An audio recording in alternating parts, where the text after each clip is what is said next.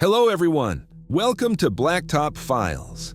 Tonight we bring you some of the most unsettling accounts from men who haul freight through the Appalachian Mountains, where the roads twist through hollows that haven't changed in 100 years, and the fog can turn a familiar route into something you don't recognize. The trucking industry moves this country. 18-wheelers cross every state, every climate, every kind of terrain we have. But there's something about the Appalachian routes that gets under the skin of even the most experienced drivers. These aren't the long, straight interstate hauls across flat states where you can see weather coming from 20 miles out. These are two-lane mountain roads that wind through dense forests, past abandoned mining towns, over ridges where your CB cuts out and your GPS loses signal. The grades are steep, the shoulders are narrow, and in winter the ice comes down so fast you don't see it until your trailer starts to drift. It's hard country, and the men who work it know that every trip through these mountains is a negotiation with terrain that doesn't care if you make your delivery window. But the geography and the weather aren't what these stories are about. These are accounts from drivers who've spent years on Appalachian routes, men who know the difference between a deer and a person in their headlights, who can read road conditions in the dark, who've seen breakdowns and accidents and every kind of human stupidity on the highway. These aren't the kind of men who spook easily. And yet each of them encountered something on these mountain roads that didn't fit. Something that made them change routes, refuse loads, or just stop driving certain stretches altogether. Some of these encounters happened on state highways that see regular traffic.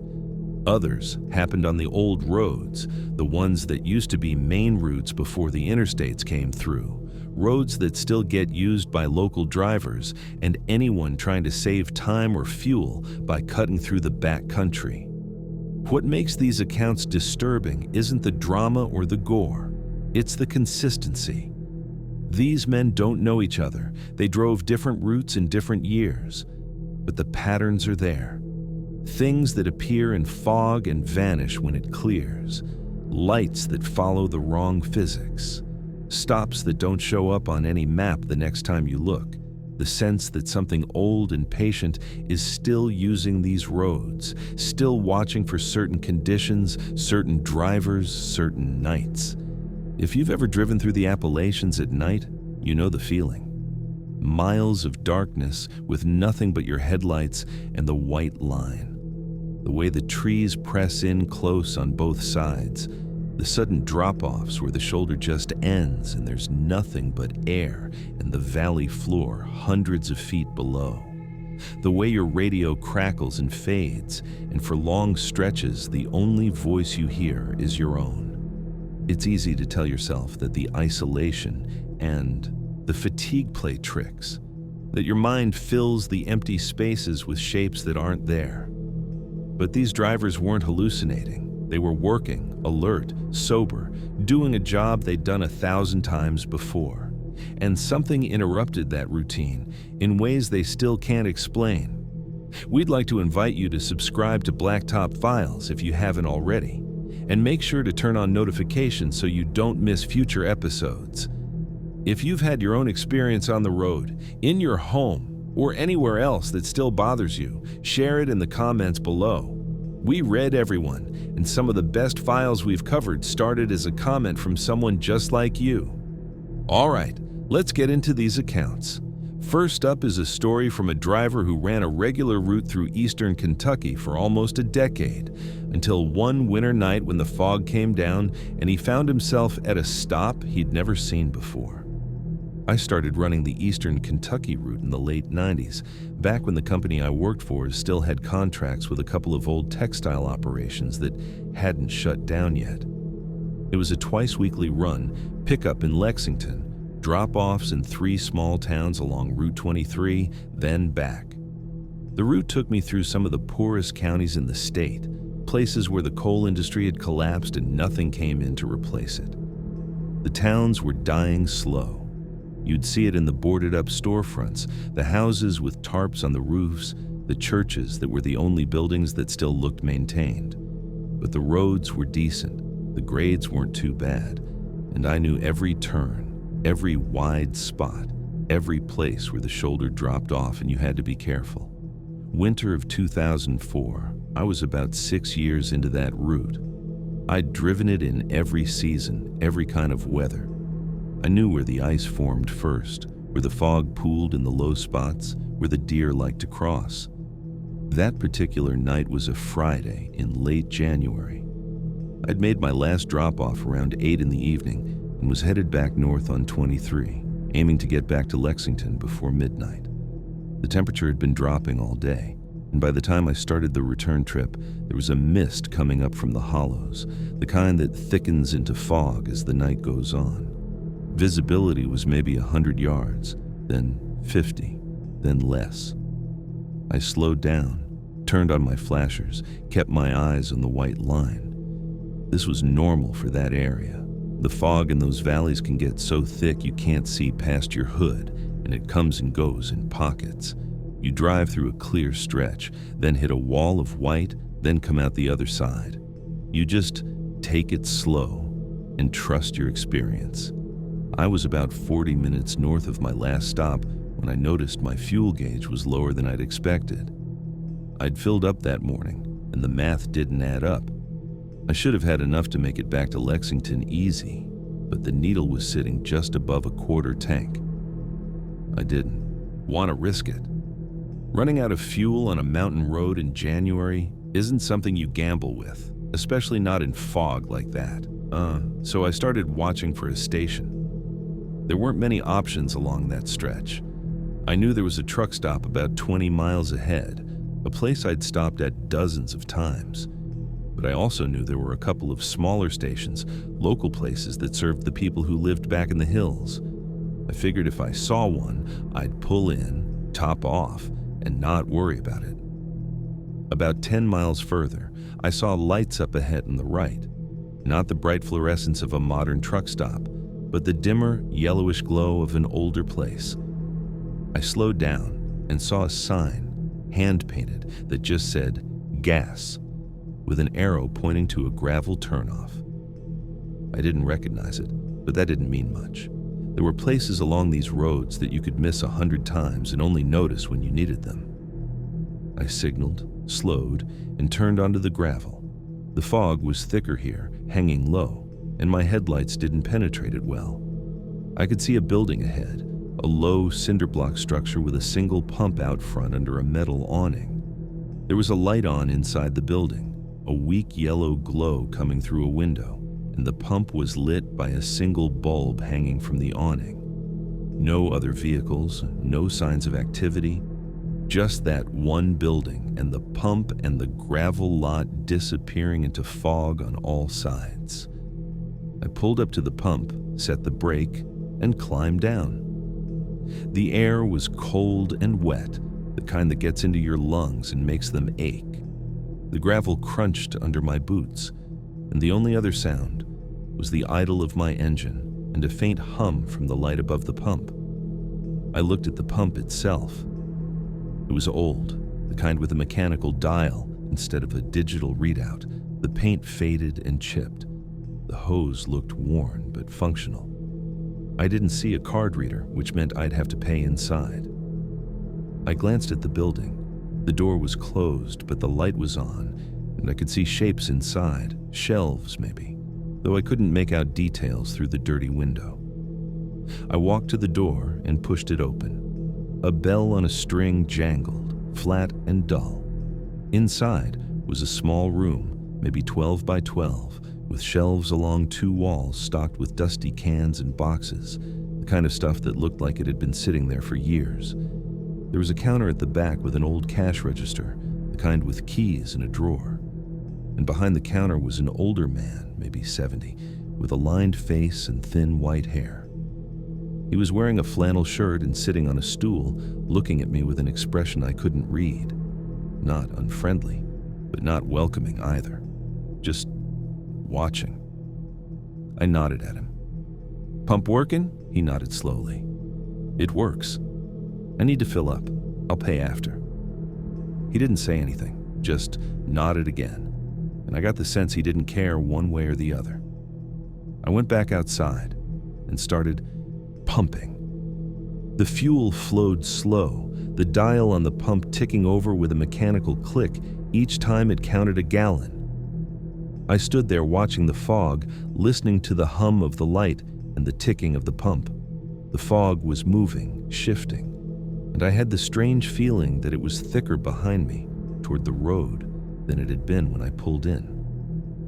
I looked back toward where I'd turned off the highway, but I couldn't see the road anymore, just white, dense, and still like a wall. The pump clicked off when the tank was full. I looked at the dial.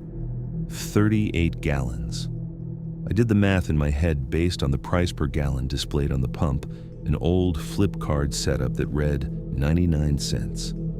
That couldn't be right. Gas hadn't been 99 cents in years, but the dial showed what it showed, and I figured the old man inside would tell me the real price. I went back to the building, pushed open the door, heard the bell jangle again. The old man was still behind the counter, in the same position, looking at me the same way. 38 gallons, I said. What do I owe you? He looked at me for a moment, then said, $37.62. I stared at him. That's 99 cents a gallon, he nodded. Gas isn't 99 cents a gallon. He didn't respond, just kept looking at me. I pulled out my wallet, feeling a creeping unease I couldn't name. I had 2 20s and some smaller bills. I handed him 2 20s and waited. He opened the register, the drawer sliding out with a heavy clunk, and counted out my change slowly. $2.38. He placed the bills and coins on the counter and slid them toward me. I took the money, the coins cold against my palm, and looked at him again. You been here long? I asked. Long enough? He said.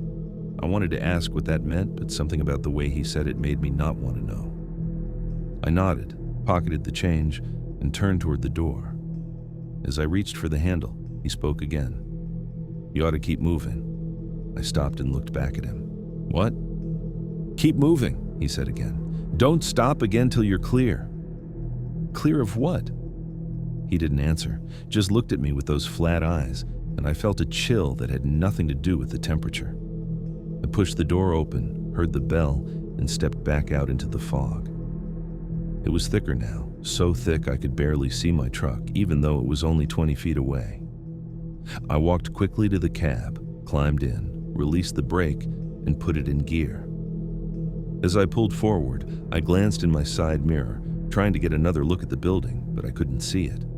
Just fog, thick and white, and the faint glow of that single bulb above the pump fading behind me as I rolled back toward where I thought the road was.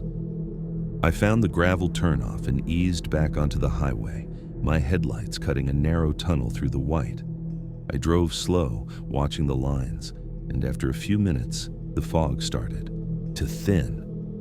Within a mile it was patchy, and within 2 it was gone completely, just cold, clear air and stars above the ridgeline. I checked my fuel gauge. It read full. I checked my odometer. The numbers looked right. I tried to remember exactly where I'd turned off, what mile marker, what landmarks, but I couldn't pin it down. The whole stop felt blurry, like something I had half dreamed. When I got back to Lexington, I filled out my log and didn't mention the stop. I told myself I'd just found some old family-run place that hadn't updated their prices or their equipment in decades, some hermit operation hanging on by inertia, but it nagged at me. The next week, when I ran the route again, I looked for that turnoff. I knew roughly where it should have been, a 10-mile stretch along Route 23 where the fog had been worst. I drove it slow, watching for the gravel turnoff, the hand-painted sign, any trace of that place. Nothing. Just highway and trees and the usual landmarks I knew. No sign, no turnoff, no building. I asked other drivers about it, guys who'd been running that area longer than me. Nobody knew what I was talking about. A couple of them laughed, said maybe I'd been asleep at the wheel and dreamed it, but I had the receipt in my wallet, the change in my pocket, and the fuel in my tank. I checked the bills later, under good light. They were old, but real. Serial numbers, watermarks, everything correct. The coins were worn, dated from the 80s and 90s. Nothing unusual except that they came from a place that didn't seem to exist. I kept running that route for another 3 years. I never saw that station again, never saw the turnoff, never saw the sign, and I never let my fuel get low enough that I'd need to stop in that stretch at night. Other drivers I talked to, years later, a few of them had stories about stations that appeared and disappeared, about stops they'd made that they couldn't find again, about places in the fog that didn't follow normal rules, but nobody wanted to talk about it in detail. It's the kind of thing you mention once, late at night in a truck stop diner, and then you drop it and talk about something else. I don't drive that route anymore. The company lost the contracts, the towns got smaller, and the work dried up. But I still think about that night sometimes, about the old man behind the counter and the way the fog closed in behind me like it was trying to keep me there. About the price of gas that hadn't been real in over a decade, and the way he told me to keep moving like he knew something I didn't. You spend enough time on these mountain roads, you learn that there are places the fog holds onto, places that don't update or change or follow the same calendar the rest of us do. And sometimes, when you need something badly enough, those places let you in. But you don't want to stay. You take what you need, you pay what they ask, and you get back on the road before the fog decides you belong there. I still have those bills in my wallet, folded in the back. I don't spend them. I keep them as a reminder that some stops aren't on the map, and some prices aren't about money. The Appalachians have always had places like that, old places, places that remember things we've forgotten. You just hope you don't need them, and if you do, you hope they let you leave. The second run I want to tell you about happened about 8 years ago, when I was hauling for a different company out of Tennessee. This was a dedicated route, 6 days a week, running manufactured goods from a plant in Knoxville up through Virginia and into West Virginia. The main artery was I-81, but there were back roads I'd use when traffic was bad or when I needed to make up time. One of those roads was Route 19, a 2-lane state highway that cut through the mountains parallel to the interstate. It was slower in terms of speed limit, but it was empty most of the time, and if you knew the road, you could make decent time without dealing with the backup at the way stations or the construction zones that seemed to be permanent on 81. Route 19, through that part of Virginia, is old coal country. The mines are mostly closed now, but you can still see the remnants. Tipples rusting on the hillsides, conveyor structures collapsing into the trees, whole towns that are just foundations, and empty lots where houses used to be. The people who stayed are poor, living in trailers and small houses set back from the road, cars on blocks in the yards, wood smoke coming from metal chimneys in the winter. It's beautiful country in a hard way, steep ridges covered in oak and pine, creeks running fast through the valleys, but it's been gutted economically, and what's left is barely hanging on. I'd been running Route 19 for about 2 years when I started noticing the hitchhiker. It was always the same spot, a straight stretch about 15 miles south of a town called Richlands. The road there runs along the side of a ridge, with the slope rising steeply on the left and dropping off into a hollow on the right. There's no shoulder, just a narrow gravel strip, and the trees come right up to the edge. Visibility is good in daylight, but at night your headlights only show you a couple hundred yards, and the curves come fast. The first time I saw him was in late spring, around 10 at night.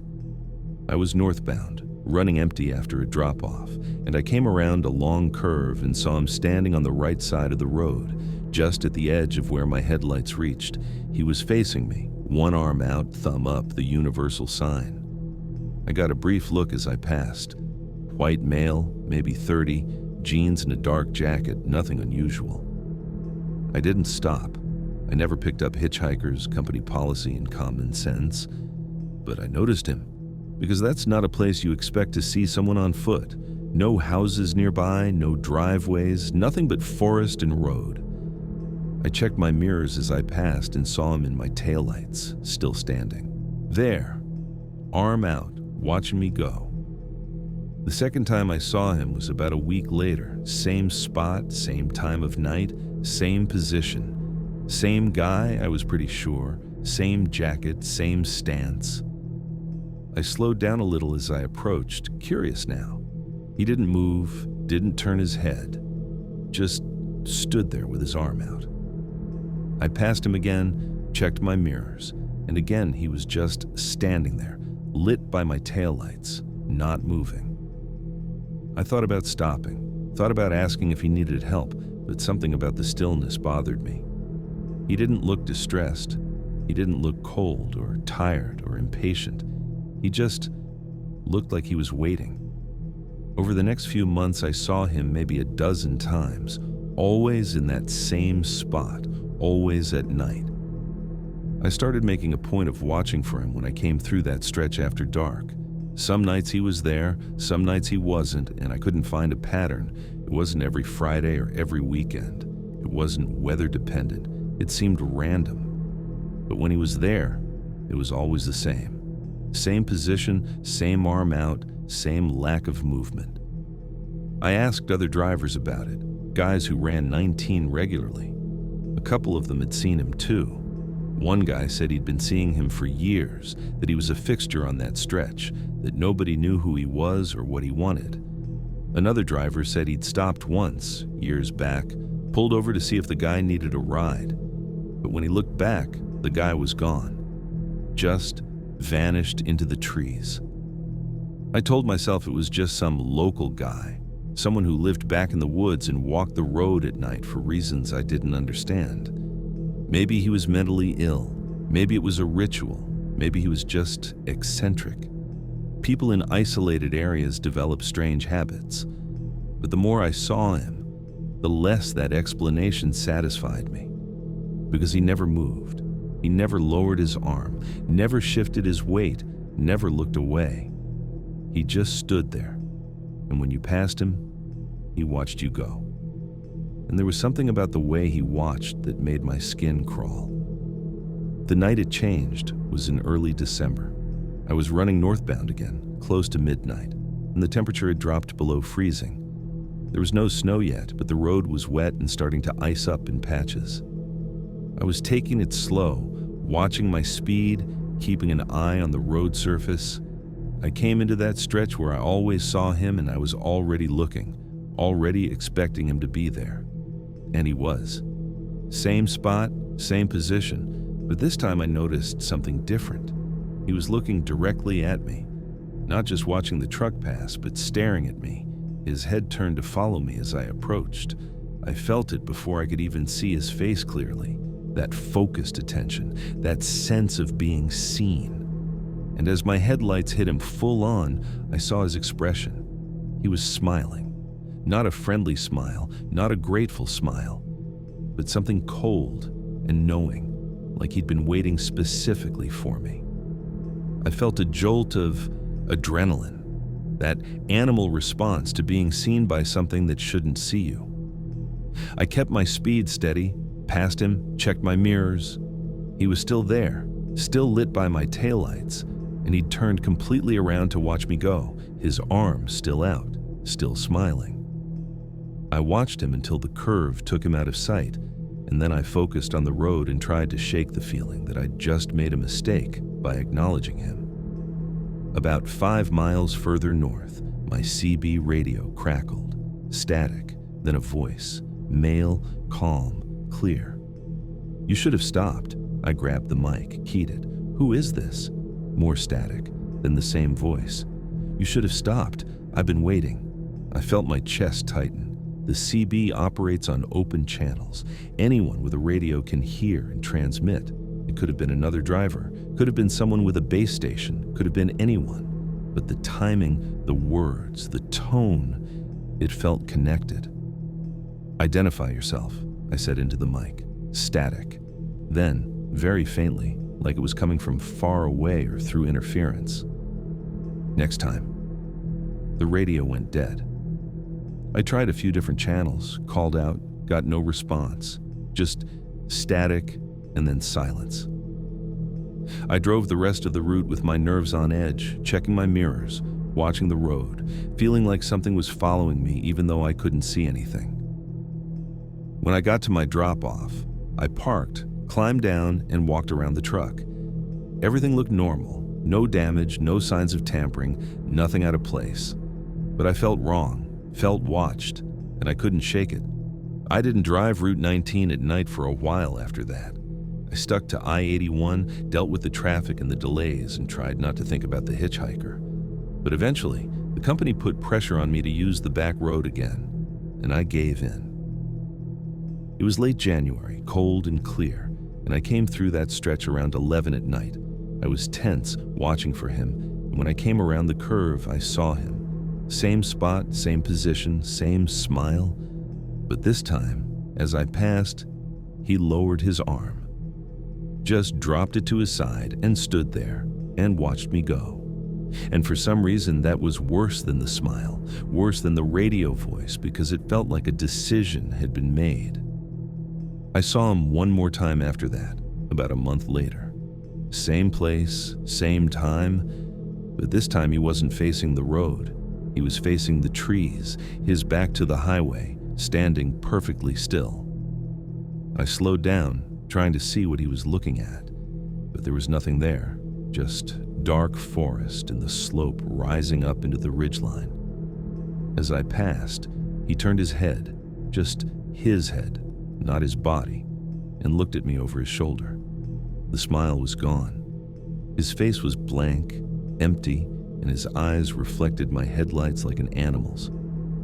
I reported it after that, called the Virginia State Police, told them there was someone on Route 19 who might need a welfare check, gave them the location. They said they'd send someone to look. I don't know if they did. I never heard back and I never saw him again. I kept using Route 19, but I started avoiding that stretch at night. If I couldn't avoid it, I drove it fast, didn't look, didn't slow down. Other drivers I talked to said he was still there, still showing up, still standing in that same spot. One guy said he'd heard a rumor that someone had been hit and killed on that stretch years ago, a hitchhiker who'd been walking the road at night, but nobody could confirm it, and nobody knew a name or a date. What bothers me isn't just that I saw him, it's that he saw me, that he knew me, knew my truck, knew my route, that he waited for me specifically, and when I didn't stop, he made sure I knew he noticed. The mountains are full of people who've been forgotten, people who disappeared into the woods or the hollows and never came back. And sometimes those people don't stay gone. They come back to the roads, they stand where they used to stand, they wait for the living to acknowledge them. And if you do, if you stop or speak or even just look too long, you've made a connection, you've told them you see them. And once they know that, they don't forget. I don't drive Route 19 at night anymore. I don't care what the company says. I don't care about the time I save. Some roads have passengers you can't get rid of, and some stretches belong to people who aren't people anymore. You pass them, you keep moving, and you hope they stay where they are. Because the alternative is that they follow you home, that they find you on other roads, in other places, and you never know when they'll be standing there again, waiting. The third account I need to tell you about is from the winter of 2011, when I was running a route through western North Carolina. This was furniture mostly, hauling manufactured goods from a factory near Hickory down through Asheville and into South Carolina. The main route was straightforward, I-40 west to Asheville, then I-26 south. But I'd sometimes take smaller highways if the weather on the interstate was bad or if I wanted to avoid the tourist traffic that clogs up Asheville during certain times of year. One of those alternate routes was Highway 25, a 2-lane road that runs south from Asheville through the mountains into South Carolina. It's a pretty drive in daylight, winding through valleys and along ridge lines, with views of the mountains and small towns every 10 or 15 miles.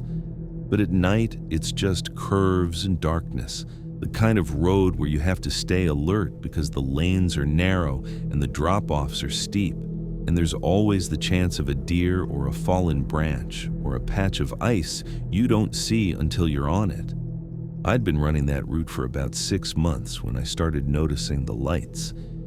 It was always the same section, a 10-mile stretch between two small towns called Fletcher and Hendersonville. The road there is particularly winding, with tight switchbacks and steep grades, and at night there's almost no traffic. The first time I saw the lights was in early November. I was southbound, running empty after a delivery, and it was around 2 a.m. The night was clear and cold, no moon, just stars and the darkness of the mountains pressing in on both sides. I came around a curve and saw headlights behind me, maybe a quarter-mile back, moving fast. That wasn't unusual. People who know these roads drive them faster than outsiders, and locals don't always respect the speed limits.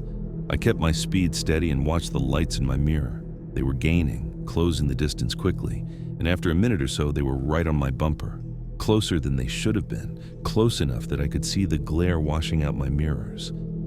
I tapped my brakes, a signal to back off, but the lights didn't change.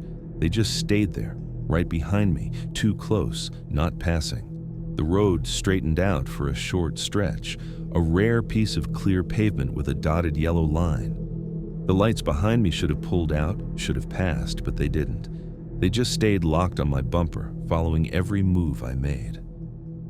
I slowed down, giving them room to go around, but they slowed with me. I sped up a little, testing, and they sped up too. After about 2 miles of this, I started to feel uneasy. This wasn't normal driving behavior. This was aggressive, deliberate, and I couldn't figure out what the other driver wanted. I reached for my CB, thinking I'd call it in, report an aggressive driver to any state troopers who might be listening. But before I could key the mic, the lights behind me blinked out, just shut off completely, no fade, no tail lights visible, just darkness. I looked in my mirrors, trying to see any shape, any outline of a vehicle, but there was nothing. Just the empty road behind me, lit only by my own taillights. I slowed down even more, almost to a crawl, watching, and still nothing. No headlights coming back on, no vehicle pulling off to the shoulder, no sign that anything had been there at all. I told myself the driver had turned off onto a side road I'd missed, or maybe had pulled into a driveway without me noticing. But I'd been watching my mirrors closely, and I hadn't seen any turnoff, hadn't seen any break in the trees. The road there is just tight forest on both sides, with no driveways or intersections for miles. I picked up speed again and kept driving, shaken but not sure why. It was just a car, I told myself, just someone driving too close who decided to back off or turn around. But it didn't feel like that. It felt like something had been testing me, pushing me, and then it simply stopped existing when I started to react. I saw the lights again about a week later, same stretch of road, same time of night. This time I was ready for it. I saw them appear in my mirrors far back, and I watched as they closed the distance, fast and relentless. Again, they pulled up right, on my bumper, too close, and again they stayed there, matching my speed, not passing. I tried the same things, slowed down, sped up, tapped my brakes. Nothing changed. The lights just hung there, close enough that I could feel the glare, close enough that if I'd braked hard, we would have collided. And then, after about 3 miles, they blinked out again. Gone. Nothing in the mirrors, nothing on the road behind me, just empty darkness. This happened 5 more times over the next 2 months. Always the same stretch, always between 2 and 4 in the morning, always the same behavior. Lights appearing, closing fast, staying tight on my bumper, then vanishing. I started to dread that section of road. I'd feel my pulse pick up when I hit the first curve, and I'd watch my mirrors obsessively, waiting for them to appear. Sometimes they did, sometimes they didn't. and I couldn't predict it. There was no pattern based on weather or day of the week or traffic. It just happened, random and unnerving, and every time it left me shaken. I asked other drivers about it, guys who ran similar routes through that part of North Carolina. A couple of them had experienced the same thing, lights that followed too close and then disappeared, always in that same area. One driver said he'd heard it was a local thing, teenagers playing games with trucks, rigging up lights on four-wheelers or dirt bikes, and chasing drivers for fun. But that didn't match what I saw. The lights were too high off the ground for a four-wheeler, too steady for a bike, and too fast for anything that wasn't a full-size vehicle. Another driver said it was a ghost story, that there'd been a fatal accident on that stretch years ago, a head-on collision in the fog, and that sometimes drivers would see the lights of the vehicles that crashed, replaying the moments before impact. I didn't believe in ghost stories, but I didn't have a better explanation. The last time I saw the lights was in late January. I was southbound again, same stretch, around 3 a.m. The night was colder than usual, clear and still, and I was the only vehicle on the road. I came into the section where the lights usually appeared, and I felt the familiar dread, the tightening in my chest, the urge to just floor it and get through as fast as possible. But I kept my speed steady, watched my mirrors, and waited. The lights appeared about 5 minutes in, far back, just a pinpoint at first, then growing rapidly. I watched them come, watched them close the distance in seconds, and then they were there, right on me. So close I couldn't see anything but the glare. I gripped the wheel, kept my speed, and tried to stay calm. The lights stayed locked on me for almost a mile, and then something changed. They started to pull out, drifting into the oncoming lane like they were finally going to pass. I felt a surge of relief, thinking this was it. They'd go around and I'd see what it was, finally get a look at the vehicle. But they didn't pass. They pulled alongside me, matching my speed exactly, and I turned my head to look. There was nothing there. No vehicle, no shape, just the light itself. 2 bright circles hanging in the air next to my cab, keeping pace with me, floating in the darkness.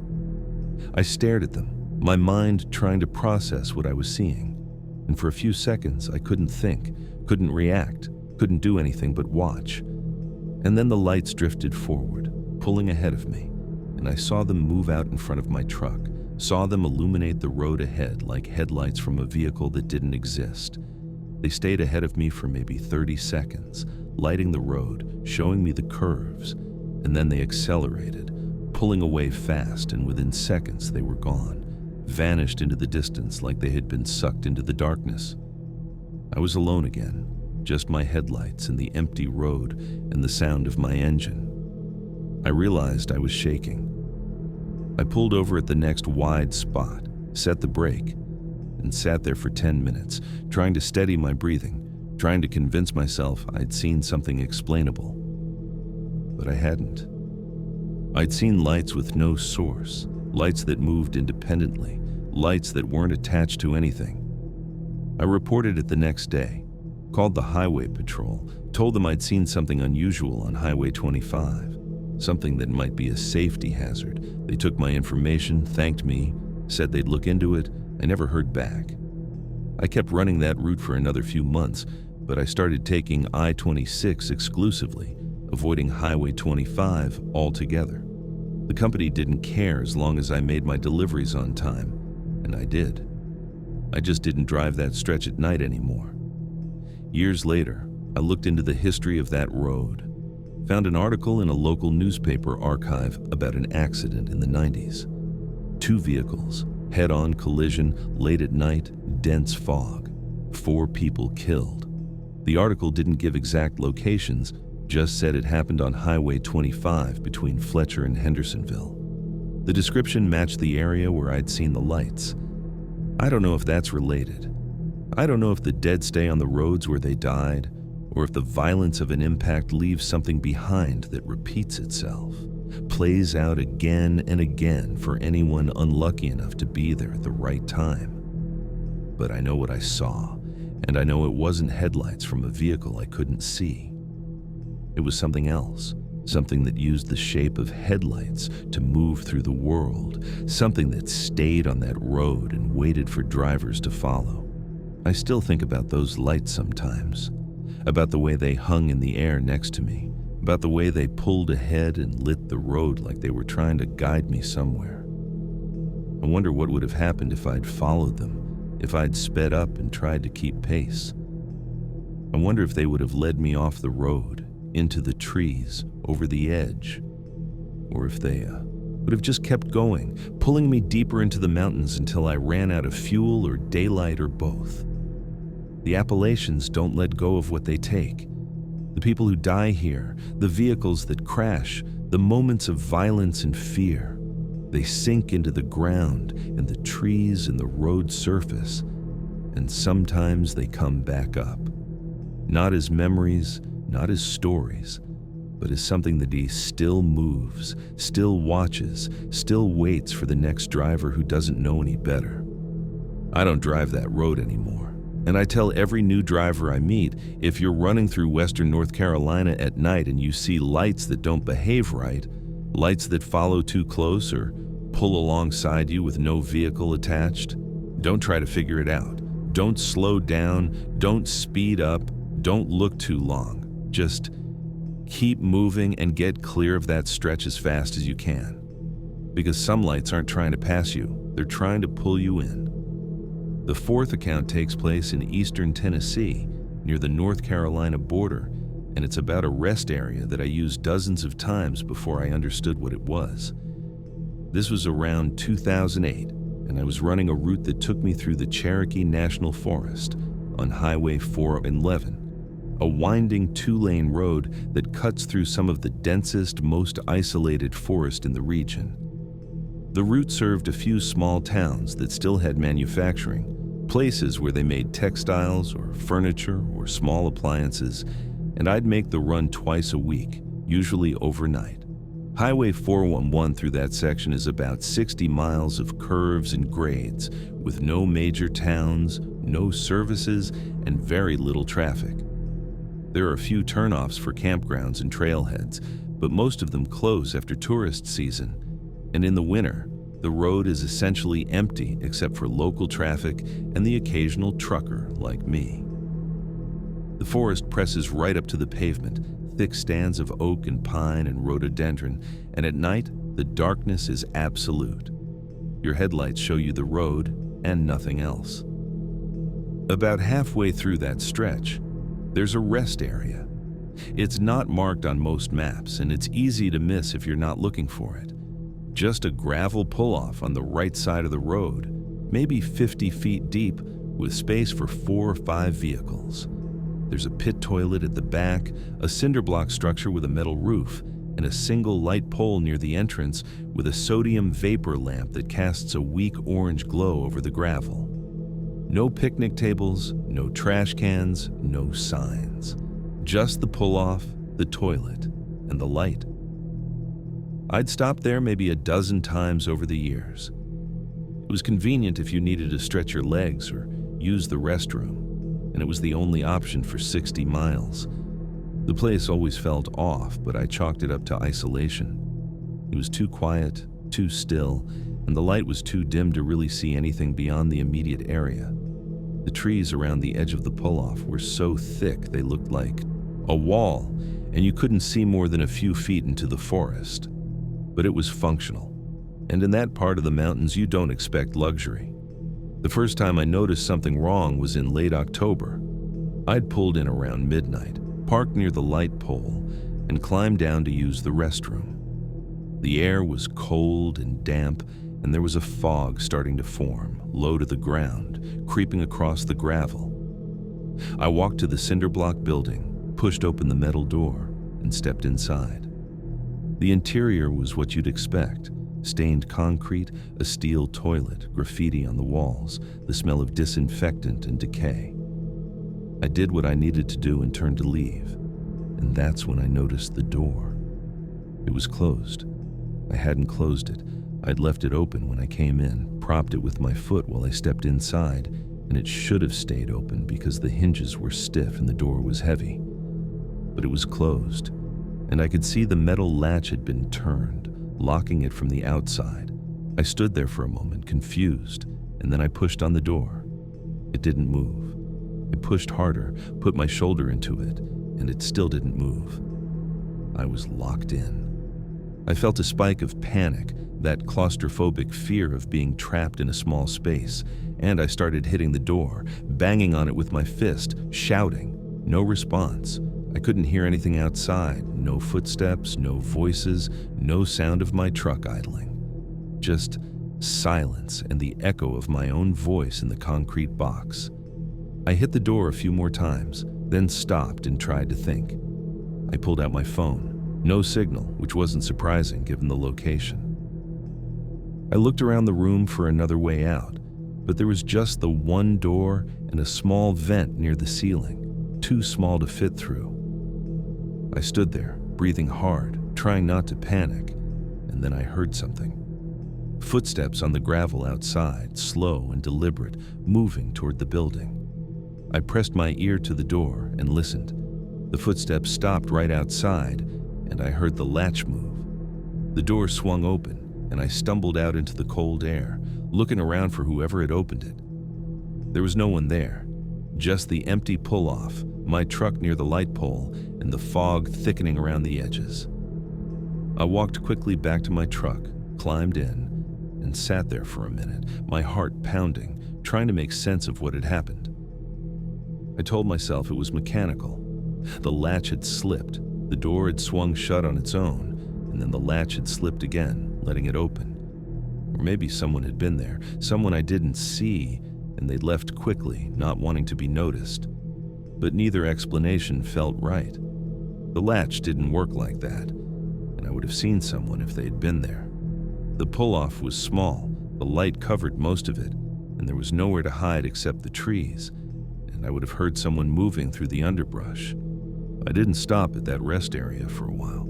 After that, I'd push through, hold it until I got to the next town, even if it meant another 40 miles. But eventually, I had no choice. It was late December, a clear, cold night, and I'd had too much coffee and not enough sleep. I needed to stop, and the rest area was the only option. I pulled in, parked near the light pole, and sat there for a few minutes, working up the nerve to get out. The place looked the same. Empty, quiet, the cinder block building at the back, the light casting its weak glow over the gravel. I climbed down and walked to the building, keeping my eyes on the door. I pushed it open, propped it with a rock I found near the entrance, and stepped inside. I did what I needed to do as quickly as possible. When I turned to leave, the door was still propped open. I felt a wave of relief, stepped outside, and kicked the rock away. The door swung shut behind me, and I started walking back to my truck. Halfway there, I heard a sound behind me, a scraping, like metal on concrete. I turned around and looked at the building. The door was open again, just a few inches, and I could see darkness inside, deeper than it should have been, like the interior of the building had expanded somehow, grown larger. I stood there, staring at it, and the door opened wider, swinging slowly, deliberately, until it was fully open. And then I saw movement inside. Not a person, not a shape I could identify, just movement, a shifting of the darkness, something adjusting its position. I backed away, not taking my eyes off the doorway, and got back to my truck as fast as I could. I climbed in, started the engine, and pulled out onto the highway without looking back. My hands were shaking, and I drove for 20 miles before I calmed down enough to think clearly. I didn't stop again that night. I made it to my destination, unloaded, and on the way back I took a different route, added an hour to my drive just to avoid that rest area. I asked other drivers about it after that, guys who ran 411 regularly, guys who'd been hauling through the Cherokee forest for years. A couple of them knew the place I was talking about. One driver said he'd stopped there once years ago, and it felt like he was being watched the whole time, like there was something in the trees just outside the light.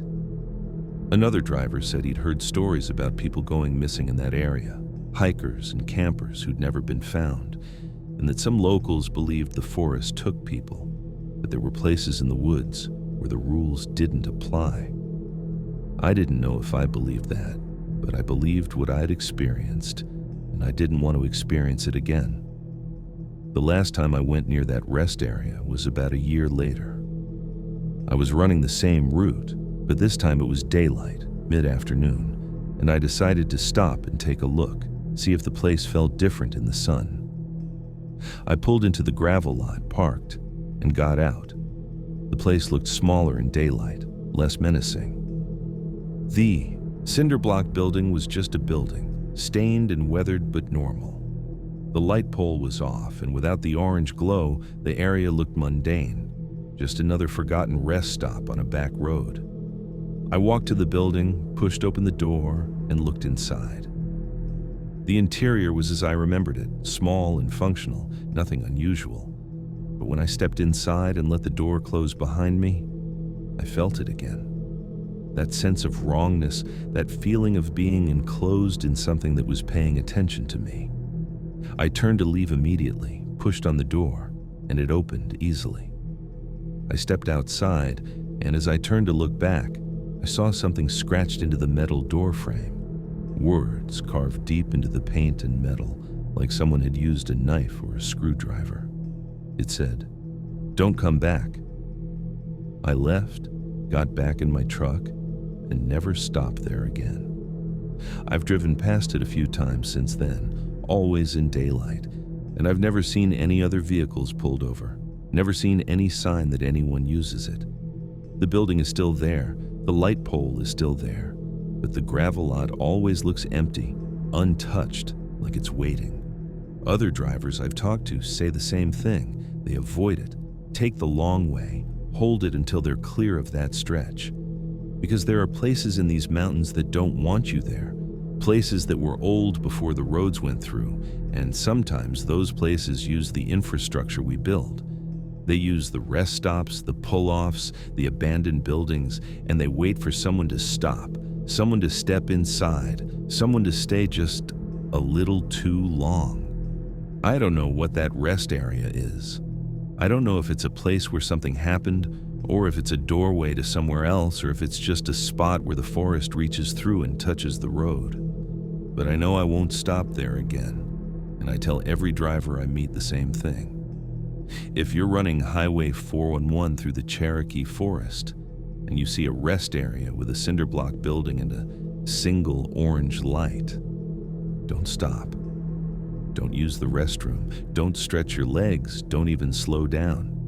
Because some rest areas don't let you rest. They hold you. They test you. And if you're not careful, they keep you. And the forest has plenty of room for people who don't come back. The fifth story I need to tell you is about a way station, and it's going to sound stranger than the others, because way stations are supposed to be the most mundane, bureaucratic places on the highway. You pull in, you cross the scales, an inspector checks your paperwork and your logs, and you pull back out. It's routine, it's regulated, and it's the same everywhere, except for one way station on I-77 in West Virginia that I will never, under any circumstances, use again. This was around 2013, and I was running a route from Charleston, West Virginia, up through northern West Virginia and into Pennsylvania.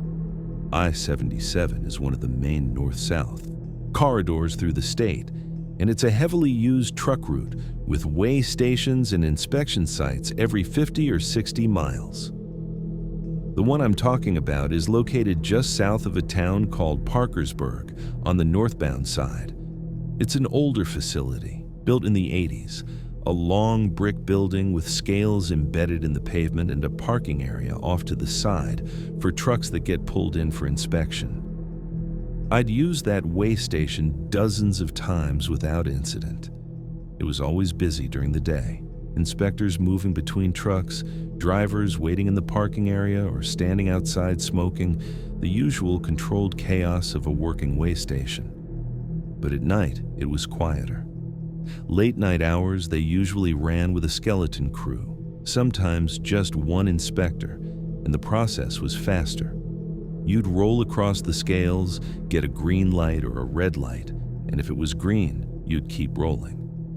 If it was red, you'd pull into the parking area and wait for the inspector to come out and check your load and your logs.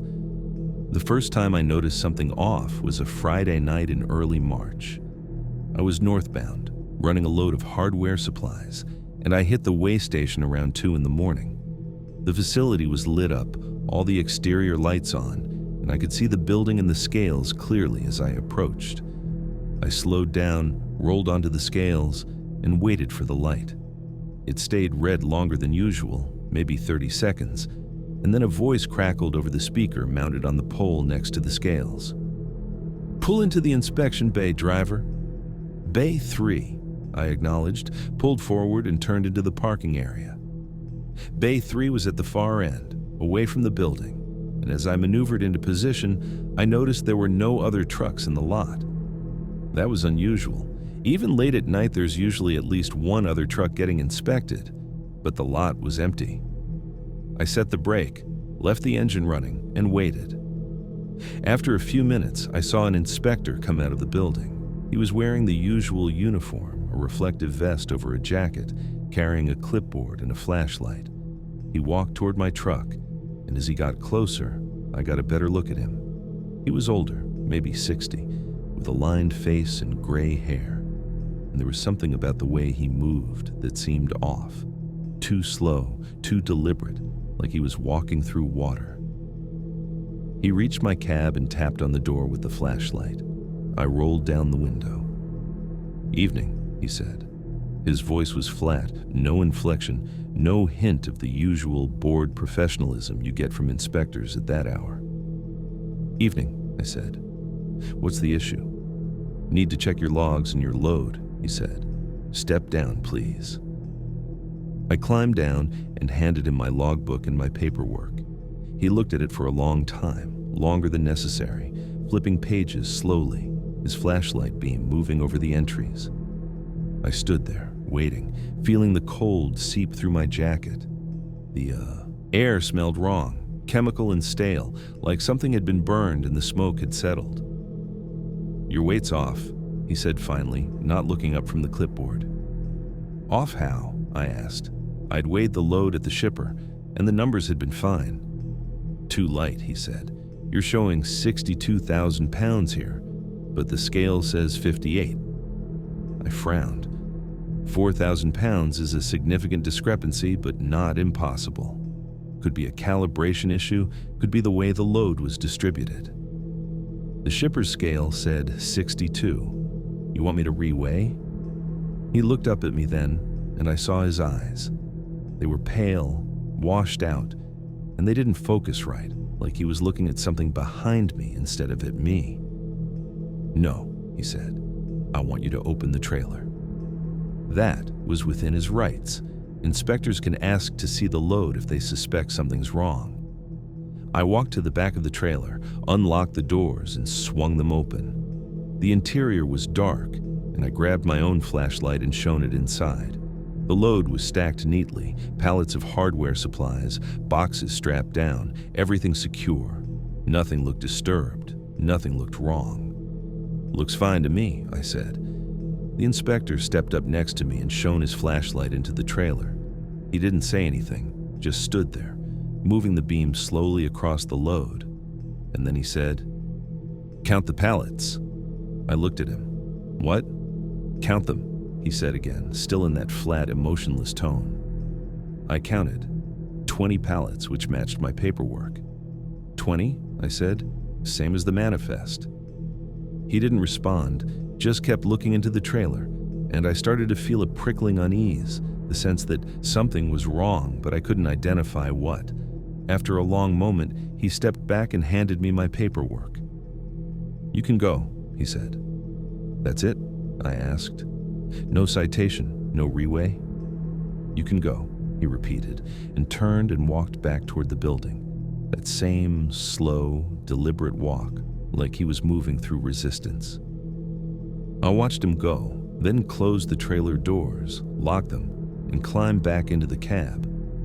I pulled out of the inspection bay, rolled past the building, and got back onto the highway. As I accelerated, I checked my mirrors and saw the way station receding behind me, all the lights on, the building lit up, and I felt a wave of relief to be away from it. About 10 miles up the road, I pulled into a truck stop to fuel up and grab coffee.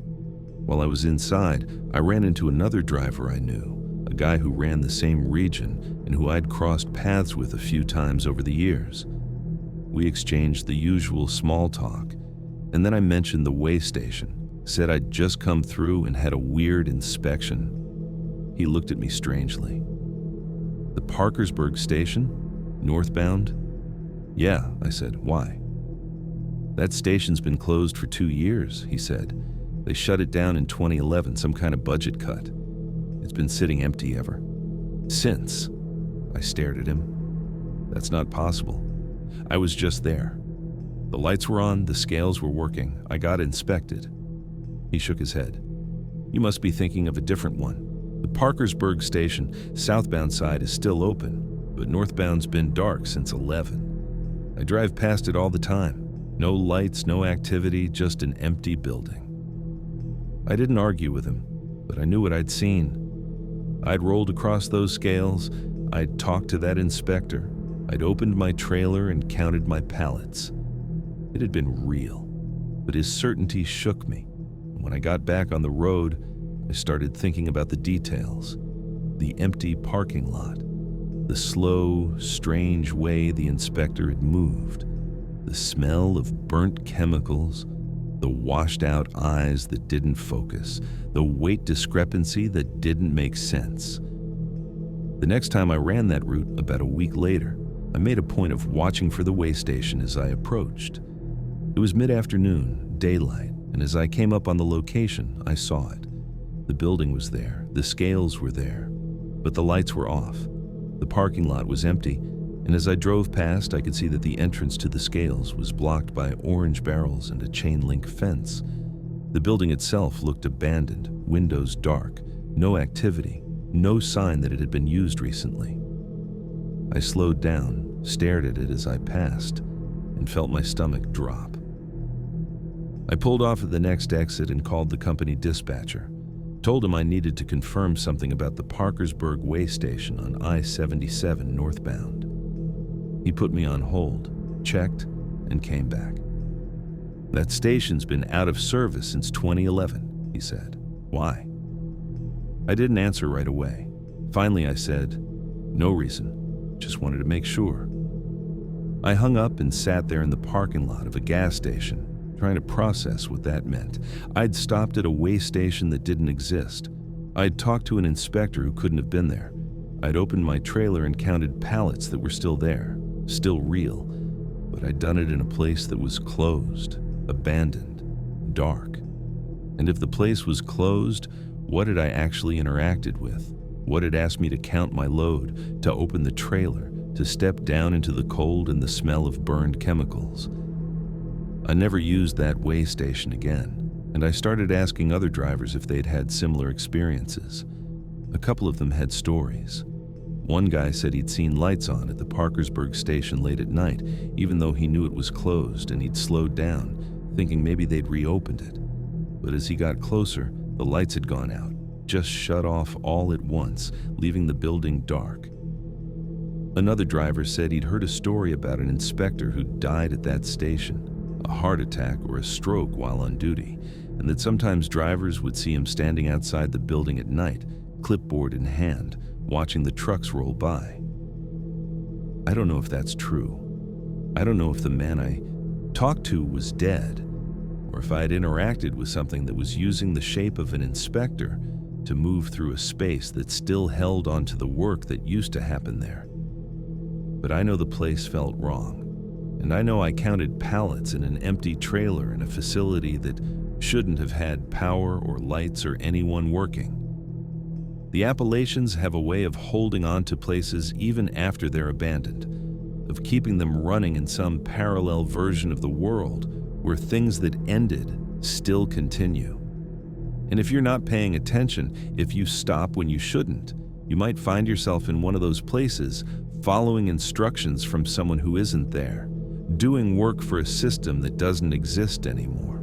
I take a different route now. I-79 instead of I-77 adds a few miles but keeps me clear of that station. And when I drive past, even in daylight, I don't look.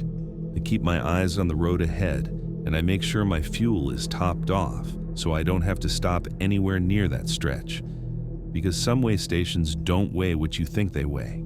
They measure something else, something about you. And if you stop, if you step down, if you open your trailer and show them what you're carrying, you might find out you're hauling more than freight. You're hauling the weight of a place that won't let go, a place that keeps working long after the lights go out, and that weight follows you home. The sixth account is about a delivery I made in the winter of 2015 to a town in the mountains of southwest Virginia, a place called Grundy. This is coal country, deep in the heart of the Appalachians, and Grundy sits in a valley so narrow that the main street is essentially a tunnel between the mountain slopes. The town has flooded repeatedly over the years, and in 2003 they relocated most of the downtown to higher ground. But the old part of town is still there, abandoned buildings and empty lots where houses used to be, the whole area marked by high water lines and rust stains. I'd delivered to Grundy once before, a daytime run, and it had been straightforward. This time the pickup was late, and by the time I got on the road, it was already dark. The delivery address was for a warehouse on the outskirts of town, a place that supplied equipment to the mining operations that were still barely hanging on in the region. The route took me down Route 460, a winding two-lane road that cuts through the mountains and then onto smaller state roads that get progressively narrower and steeper the closer you get to Grundy. I arrived around midnight. The town was dark, most of the streetlights out and the roads were empty. I followed my GPS to the delivery address, a gravel lot next to a metal warehouse building at the edge of town, right where the valley starts to open up. The warehouse was dark, no lights on inside, but there was a single sodium vapor lamp on a pole in the parking lot, casting a weak orange glow over the gravel. I pulled in, set the brake, and checked my phone. No signal, which wasn't surprising. The mountains block cell reception, and this far into the valley you're lucky to get anything. I climbed down and walked to the warehouse door. It was locked, and there was a sign taped to it that said, "Deliveries after hours. Leave in Bay 2. Doors unlocked." I walked around the side of the building and found the loading bays, a row of 3 roll-up doors. Bay 2 was unlocked, the door raised about 3 feet, enough to duck under. I pulled it up the rest of the way, the metal rattling loud in the quiet, and looked inside. The interior was dark, just dim shapes and shadows, but I could see a clear space near the door where I could stack pallets. I went back to my truck, backed it up to the bay, and started unloading. The work was mechanical, something I'd done 1,000 times, and I moved quickly, wanting to get it done and get back on the road. The air inside the warehouse was cold and damp, with a faint smell of oil and metal and something else, something organic and decayed, like standing water or old wood. I was halfway through unloading when I heard a sound from deeper in the warehouse, a scraping like something heavy being dragged across concrete. I stopped, listened, heard it again. It was rhythmic, deliberate, and it was getting closer. I called out, "Hello? Anyone there?" No response, just the scraping, steady and slow, moving toward me through the darkness. I grabbed my flashlight and shone it into the warehouse. The beam cut through the dark, illuminating rows of metal shelving, stacks of equipment, cables and hoses coiled on the floor. And at the far end, maybe 50 feet back, I saw movement. Something large, low to the ground, shifting between the shelves. I couldn't make out details, just a shape, a mass that didn't reflect the light right, that seemed to absorb it. I backed up, instinct telling me to get out, but I still had half a load on the truck and I didn't want to leave it. I called out again, louder this time. "I'm making a delivery. If you're an employee, let me know. The scraping stopped. Silence, thick and heavy, and I could feel my pulse in my throat. I kept the flashlight aimed at the spot where I'd seen the movement, but I couldn't see anything now. Just the shelves, the equipment, the empty space. I waited, counting seconds, and then I heard a voice. "You're not supposed to be here." It was a man's voice, low and rough, and it came from the darkness near where I'd seen the shape. I couldn't see who was speaking, couldn't see anyone at all, but the voice was clear, close enough that whoever it was couldn't have been more than 30 feet away. "I'm making a delivery," I said, keeping my voice steady. The sign on the door said to leave it in Bay 2. "Not tonight," the voice said. "You should leave." I felt a surge of frustration and fear in equal measure. "I have a job to do. I need to unload this freight. If you're the manager, I need you to sign the delivery receipt." Silence again, and then the scraping started again, moving closer, faster now, and I saw the shape emerge from behind the shelving. It was low, maybe 4 feet tall, and it moved in a way that didn't make sense, like it was sliding across the floor rather than walking. I couldn't make out details, couldn't see limbs or features, just the shape, dark and formless, and it was coming toward me. I backed out of the bay, not taking my eyes off the interior, and the shape stopped at the edge of the light, just at the threshold where the orange glow from the lot met the darkness inside. I could see it more clearly now, or at least I could see the outline. It wasn't human. It was too low, too wide, and the way it moved was wrong, dragging itself forward with a motion that suggested something broken or incomplete. The voice spoke again, from the same spot, near the shape, but not from it. "Leave the freight. Go." I didn't argue. I went back to my truck, unloaded the rest of the pallets as fast as I could, stacking them just inside the bay, and then I pulled down the roll-up door, the metal clattering as it dropped. I got back in the cab, started the engine, and pulled out of the lot, my headlights sweeping across the warehouse as I turned. In the brief moment of illumination, I saw the bay door I'd just closed. It was open again, raised about 3 feet, the same as when I'd arrived, and standing just inside, at the edge of the light, was a figure. Tall, thin, wearing what looked like work coveralls, just standing there, motionless, watching me leave.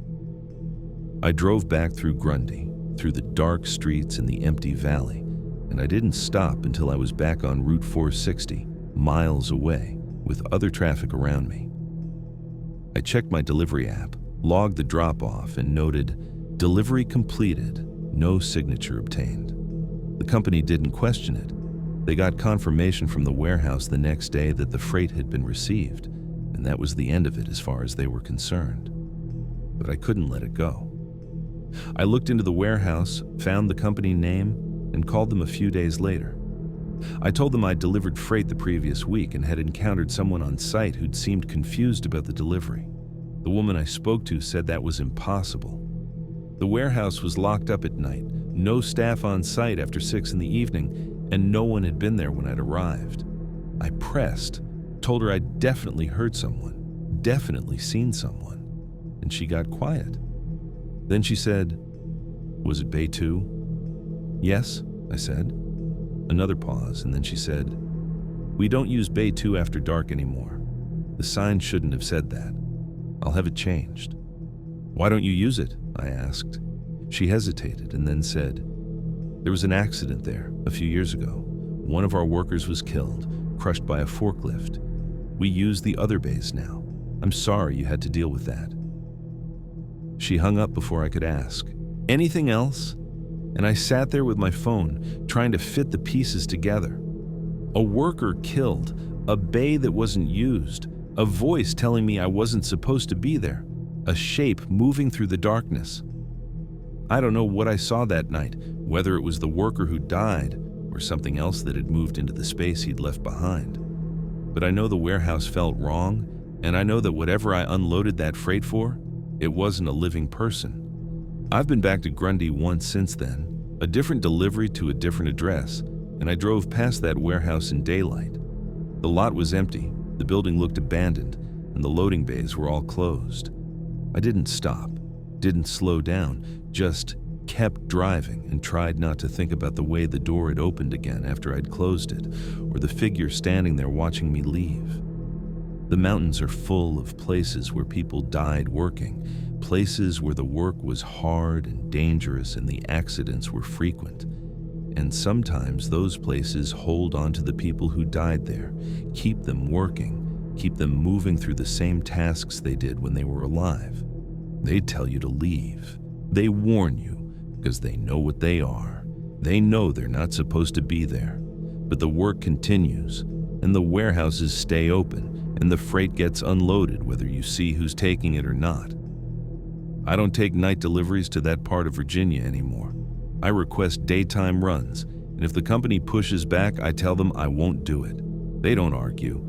They've had enough drivers refuse that route, enough complaints about strange encounters, enough freight that gets left in places where no one should be working. The coal towns are dying, the warehouses are closing, but the work doesn't stop. It just keeps going, keeps repeating, and if you're unlucky enough to show up at the wrong time, you'll find yourself part of it, unloading freight for people who aren't there, taking instructions from voices in the dark. The seventh story is the shortest, and it's about something I saw on I-64 in eastern Kentucky, near the border with West Virginia in the winter of 2016. I was westbound, running empty after a delivery, and it was late, close to 3 in the morning. The interstate through that section is fairly straight by Appalachian standards, cutting through valleys and over ridges, with long stretches where you can see miles ahead. The night was clear and cold, no traffic, just me and the road and the distant lights of cell towers on the ridgetops. I was about 20 miles west of Ashland when I saw the truck. It was ahead of me, maybe half a mile, running westbound same as me, and I could see its taillights clearly in the darkness. It looked like a standard semi, similar to mine, and it was moving at a good pace, maybe 65 or 70. I was running a little faster, trying to make up time, and I started closing the distance. As I got closer, I noticed something strange. The truck wasn't making any noise.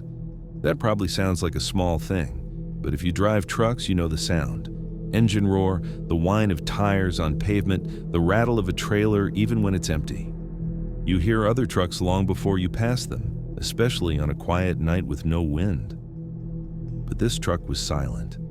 I couldn't hear anything from it. No engine, no tires, nothing. Just the sight of it, taillights glowing red, moving down the highway. I got closer, maybe 100 yards back, and I started to see more details. The trailer was a dry van, white or light-colored, and it looked old. The paint faded and streaked with dirt. There were no markings, no company name, no dot numbers visible. The truck was running without lights on the sides or top of the trailer, which is a violation, but it wasn't unusual to see poorly maintained equipment out here. What was unusual was the way it moved. It didn't sway or bounce the way a truck does on an uneven road. It just glided, smooth and steady like it was on rails. I moved into the passing lane and started to come up alongside it. I wanted to get a look at the cab, see who was driving, maybe signal to them that their lights were out. As I pulled even with the trailer, I glanced over and saw the wheels. They were turning, spinning at the right speed for the truck's velocity, but they weren't touching the ground. There was a gap, maybe 3 or 4 inches, between the tires and the pavement, and the truck was just hovering there, moving forward without contact, without sound. I felt my hands tighten on the wheel, felt my breath catch. I kept pace with it, staring at the wheels, trying to make sense of what I was seeing, and then I moved further forward, pulling alongside the cab. I looked over, trying to see the driver, and the cab was empty. No one behind the wheel, no one in the passenger seat, just an empty interior, dimly lit by the glow of the dashboard. The windows were clean, I could see clearly inside, and there was no one there. I accelerated, pulling ahead of the truck, and as I passed it, I checked my mirrors. The truck was still there, still moving, still silent, and it stayed at the same distance behind me, matching my speed. I sped up, pushing 75, then 80, and the truck stayed with me, not closing the gap but not falling back either. I felt panic rising, that irrational fear of being followed by something that shouldn't exist, and I kept accelerating, pushing my truck as fast as I dared on that stretch of highway. At 85, I glanced in my mirrors again, and the truck was gone. Just vanished, no taillights, no shape, nothing. I slowed down, breathing hard, and scanned the road behind me. Empty. I checked the sides of the road, thinking maybe it had pulled off, but there was nowhere to pull off, just narrow shoulders and steep embankments. The truck had simply ceased to exist, and I was alone on the highway again. I didn't stop for the rest of that run. I drove straight through, white-knuckling the wheel, checking my mirrors every few seconds, expecting to see those red taillights reappear behind me. They didn't. When I got to Louisville, I pulled into the yard, parked, and sat there for a long time before I could bring myself to get out. I filed my log, didn't mention what I'd seen, and tried to tell myself I'd been hallucinating, that fatigue and isolation had made me see things that weren't there. But I knew what I'd seen. I'd been alert, sober, focused, and I'd watched a truck move down the highway without touching the ground, without making sound, without a driver. I asked other drivers about it over the next few weeks, mentioned I'd seen something strange on I-64, and a couple of them had stories. One driver said he'd seen the same thing, a phantom truck that appeared and disappeared, always running westbound, always in the early morning hours. Another driver said it was a local legend, a truck that had crashed decades ago, driver killed instantly, and that sometimes it still ran its route, still tried to make its delivery, even though there was no one behind the wheel and no freight in the trailer. I don't know if that's true. I don't know if trucks can haunt highways the way people haunt houses, but I know what I saw, and I know it wasn't normal. The Appalachians are old, and the roads that cut through them are built on top of older roads, paths that have been used for centuries, and sometimes the things that travel those paths don't follow the rules we expect. They move through the same space we do, but they're not part of the same world. They're echoes, repetitions, moments frozen and replayed for anyone who happens to be there at the right time. I still run I-64, but I don't run it at night anymore. I schedule my routes to avoid that stretch after dark, and if I have no choice, I keep my speed up and I don't look too closely at any other trucks I see, because some of them aren't there. Some of them are just shapes moving through the darkness, following routes that don't end, driven by people who don't exist anymore. And if you see them, if you pull alongside and look over, you might find yourself wondering if you're the real one or if you're the ghost. And that's a question you don't want to answer. The last account I'm going to tell you is from the fall of 2017, and it's about a road that doesn't have a number, doesn't have a name on any map, and doesn't appear on GPS. This was in southern West Virginia, in the area between Beckley and Bluefield, and I only found the road because I was lost. I'd taken a wrong turn coming out of Beckley, missed the on-ramp for I-77 south, and ended up on a state road heading east instead of south.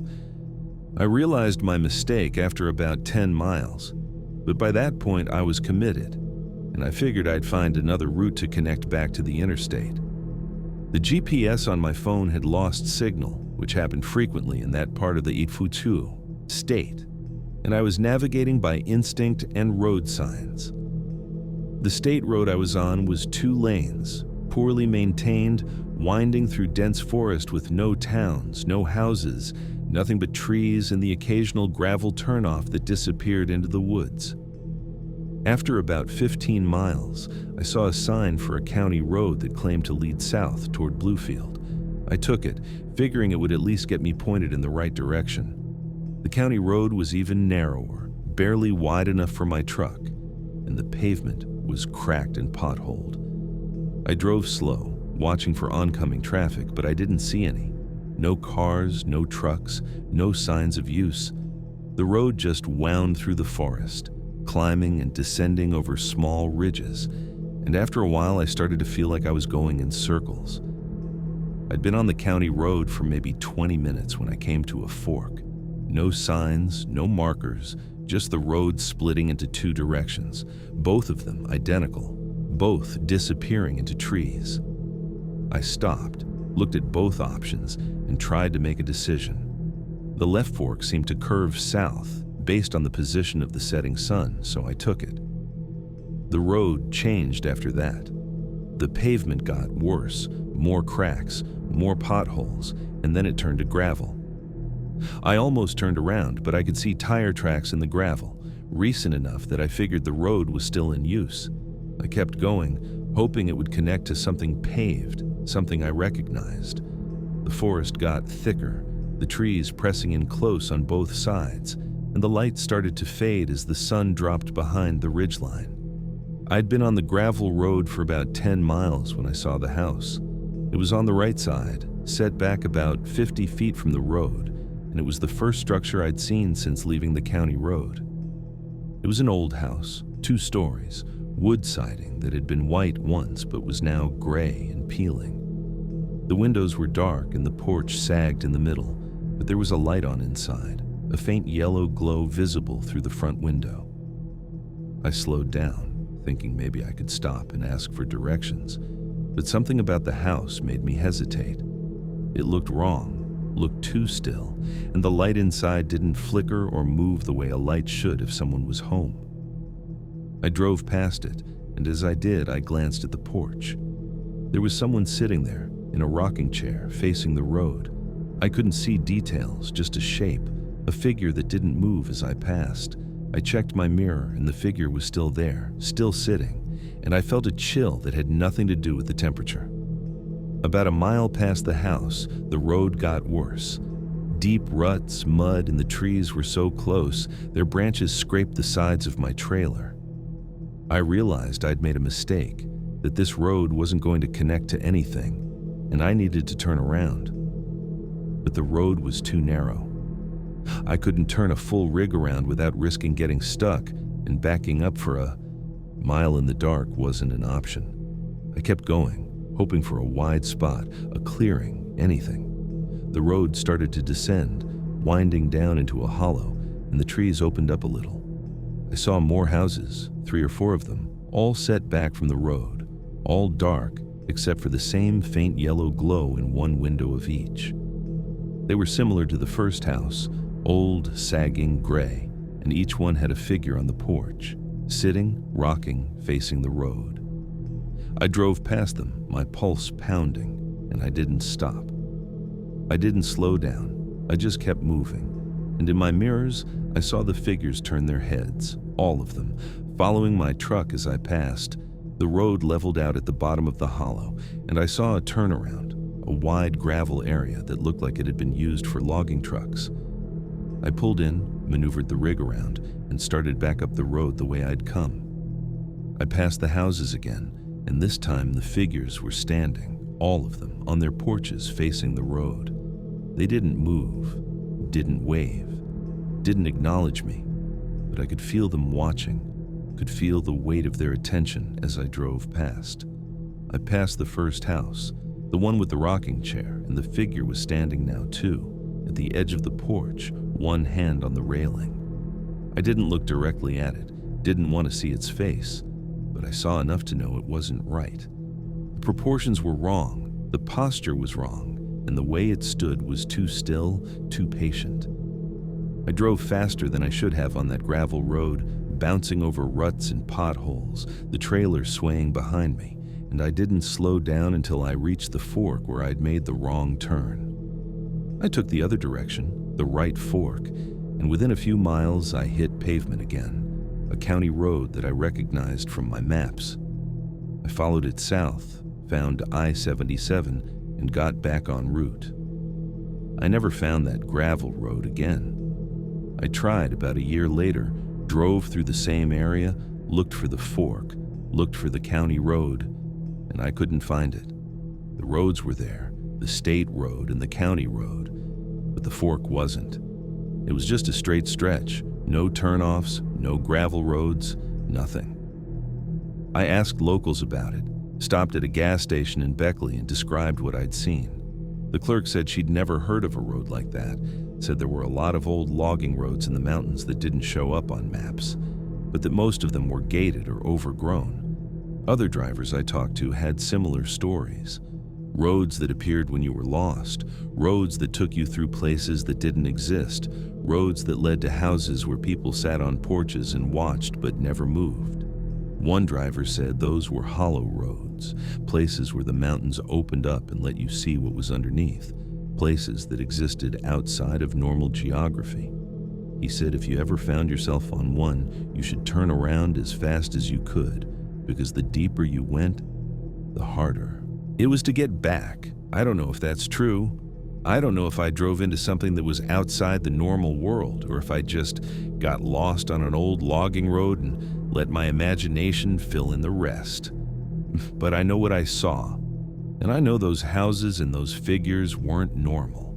They were too still, too identical, too aware. And the fact that I can't find that road again, the fact that it's not on any map and doesn't show up when I retrace my route, that bothers me more than anything. Because it means I wasn't just lost. I was somewhere else, somewhere that let me in and then let me out, and I don't know why. The Appalachians are old mountains, worn down by time, and underneath them are layers of history and memory that we don't understand. The roads we build cut through those layers, and sometimes they break through into places we're not supposed to see. Places where the rules are different, where time moves strangely, where the people who lived there 100 years ago are still sitting on their porches, still watching the road, still waiting for something we can't comprehend. And if you're unlucky, if you make the wrong turn, you'll find yourself on one of those roads, driving through one of those places, and you'll have to make a choice. Keep going, see what's at the end, or turn around and hope you can find your way back. I turned around. I got out. But I think about those figures sometimes, about the way they stood and watched, about the way they knew I didn't belong. And I wonder if they're still there, still standing on those porches, still watching that road, waiting for the next driver who makes a wrong turn and ends up in a place that doesn't exist. The mountains don't let go of what they take, and the roads remember everyone who travels them. You just have to decide if you want to be remembered, or if you want to keep moving, keep driving, and hope you never see that fork in the road again. These are the accounts I wanted to share with you tonight. 8 drivers, 8 encounters, 8 moments when the road stopped being just asphalt and stone and became something else. The Appalachian Mountains have been here longer than our roads, longer than our towns, longer than our country. They hold on to things. The coal mines that collapsed, the houses that flooded, the accidents that killed, the people who disappeared, all of it sinks into the ground, and the trees and the road surface, and sometimes it comes back up. Not as memories, not as history, but as something that still moves, still works, still watches. If you drive these mountains, if you haul freight through Kentucky or West Virginia or Tennessee or Virginia or North Carolina, you learn to read the signs. You learn which rest areas to avoid, which stretches of highway feel wrong, which way stations are too quiet. You learn to keep moving when something tells you to stop, and to stop when something tells you to keep moving. You learn that some lights don't come from vehicles, some voices don't come from people, and some roads lead to places that aren't on any map. The men who shared these stories aren't asking you to believe them. They're just telling you what happened, what they saw, what they felt, and they're telling you to be careful. Because the next time you're driving through the mountains at night, the next time you see a hitchhiker who doesn't move or lights that follow too close or a station that shouldn't be there, you'll have to decide what to do. You'll have to decide if you're going to stop, if you're going to look, if you're going to acknowledge what you're seeing. And that decision might be the difference between a story you tell later and a disappearance that no one can explain. The roads are always there, the mountains are always watching, and somewhere in those hollows and ridges and valleys, something is waiting for the next driver who doesn't know any better. Drive safe out there. Keep your eyes on the road. And if something doesn't feel right, trust that feeling.